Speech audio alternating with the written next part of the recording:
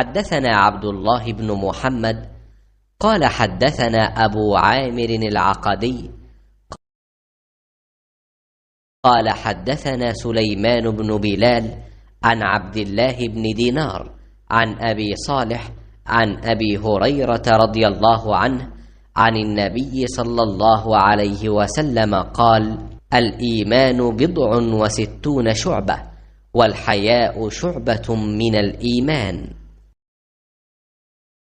نبی کریم صلی اللہ علیہ وآلہ وسلم نے فرمایا کہ ایمان کی 60 سے کچھ اوپر شاخیں ہیں، اور حیا شرم بھی ایمان کی ایک شاخ ہے۔ صحیح بخاری حدیث نمبر 9۔ حدیث پاک آپ نے سن لیا، اور اللہ پاک کے اس فرمان کی تشریح کہ نیکی یہ نہیں ہے کہ تم نماز میں اپنا منہ پورب یا پچھم کی طرف کر لو، بلکہ اصلی نیکی تو اس انسان کی ہے جو اللہ کی ذات و صفات پر یقین رکھے اور قیامت کو برحق مانے اور فرشتوں کے وجود پر ایمان لائے اور آسمان سے نازل ہونے والی کتاب کو سچا تسلیم کرے، اور جس قدر نبی رسول دنیا میں تشریف لائے ان سب کو سچا تسلیم کرے، اور وہ شخص مال دیتا ہو اللہ کی محبت میں اپنے حاجت مند رشتہ داروں کو اور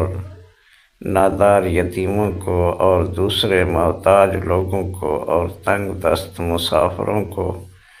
اور لاچاری میں سوال کرنے والوں کو اور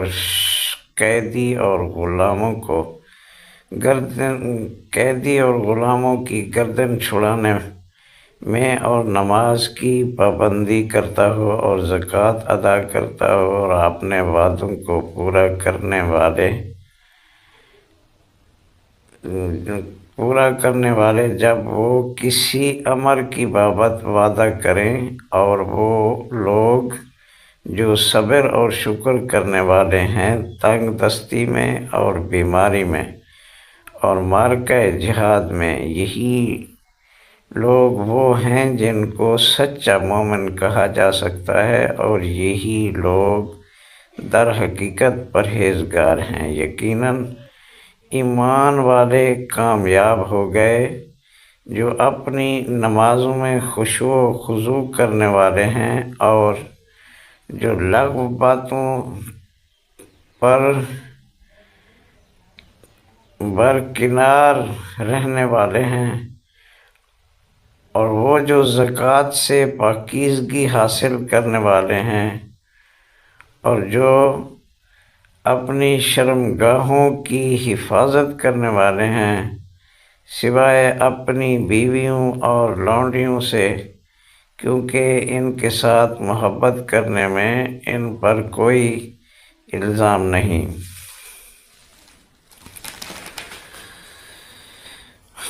ہاں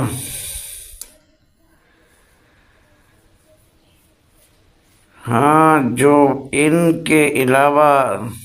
زنا یا لواطت یا مشت زنی وغیرہ سے شہوت رانی کریں، ایسے لوگ حد سے نکلنے والے ہیں، اور جو لوگ اپنی امانت و عہد کا خیال رکھنے والے ہیں اور جو اپنی نمازوں کی کامل طور پر حفاظت کرتے ہیں، یہی لوگ جنت الفردوس کی وراثت حاصل کریں گے، پھر وہ اس میں ہمیشہ ہمیشہ رہیں گے۔